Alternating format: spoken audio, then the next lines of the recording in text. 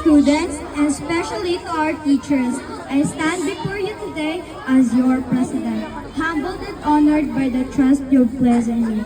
As I take the helm, I promise to be a leader who listens, innovates, and empowers. First, let's focus on unity. We're a community where every voice matters, every perspective is valued, and every student belongs. We'll foster an environment where respect, empathy, and kindness thrive. Second, education as priority. It's about nurturing curious minds, encouraging creativity, and preparing students for the future. We'll promote academic excellence, critical thinking, and lifelong learning.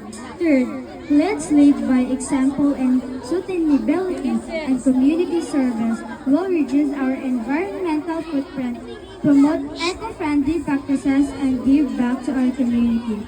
To my fellow students, you're the driving force behind our school success. Dream big, take risks, and pursue your passions. To our teachers and staff, your dedication and support are invaluable. To our parents and guests, thank you for your trust and partnership. As your president, I pledge to lead with integrity, innovate with passion, and empower with purpose. Together, let's achieve greatness. Thank you.